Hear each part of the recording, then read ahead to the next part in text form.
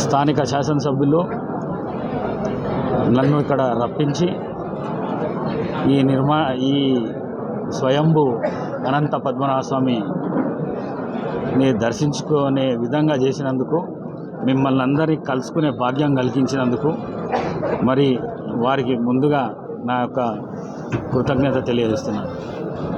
ఎందుకంటే తెలంగాణ రాష్ట్రంలో మొట్టమొదటి అనంత పద్మనాభ స్వామి టెంపుల్ వికారాబాద్లో ఉన్నది.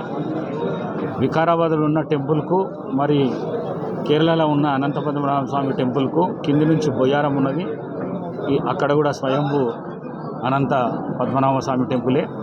మరి అక్కడ ఉన్నది, మరి వారికి ఎట్లొచ్చిందో ఈ ఆలోచన నాకైతే తెలియదు. కానీ మళ్ళా నా దగ్గర ఉన్న అనంత పద్మనాభ స్వామి టెంపుల్ ఈడ కూడా అనంత పద్మనాభ స్వామి టెంపుల్ను దర్శించుకునే విధంగా శంకరన్న చేసినందుకు మరి ఇక్కడ ఈ పింజర్ల గ్రామంలో ఒక 3-4 ఇయర్స్ బ్యాక్ ఇది మొత్తం అడవి ప్రాంతంగా ఉండేనంట.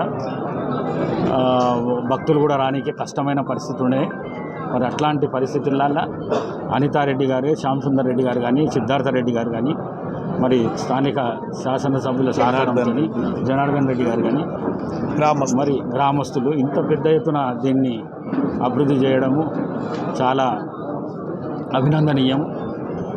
మరి ప్రభుత్వ పరంగా కూడా స్థానిక శాసనసభ్యులు ఈ గుడికి సాయం చేసే విధంగా, ఎందుకంటే CGF ఫండ్ అని ఉంటుంది, ఆ CGF ఫండ్లకి వెళ్ళి కూడా ఈ గుడి నిర్మాణం కానీ లేకుంటే అభివృద్ధి కార్యక్రమంలో కానీ మనము ప్రభుత్వ పరంగా కూడా తీసుకోవచ్చు. వారికి కావాల్సిన సాయం మా వంతు సహకారం వారికి తప్పకుండా అందిస్తామని చెప్పేసి తెలియజేస్తూ, మరి దీన్ని పెద్ద ఎత్తున అభివృద్ధి ఈ రాష్ట్రంలోనే పెద్ద ఎత్తున అభివృద్ధి ఎట్లయితే వికారాబాద్లో ఫ్రైడే, సాటర్డే, సండే ఇంచుమించు 25 నుంచి 30 వేల మంది దర్శించుకోనికి వస్తారు.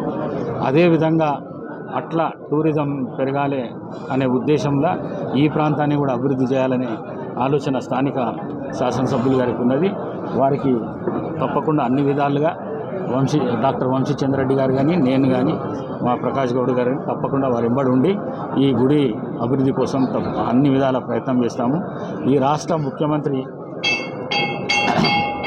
మొక్కేటప్పుడు భగవంతుని ఒకటే కోరుకున్నాము, ప్రజలు తెచ్చుకున్న ప్రభుత్వము, ప్రజలు తెచ్చుకున్న ముఖ్యమంత్రి, ప్రజలకు 6 వాగ్దానాలతో పాటు బ్రహ్మాండమైన మేనిఫెస్టో ఆ రోజు ఎలక్షన్లలో పెట్టడం జరిగింది.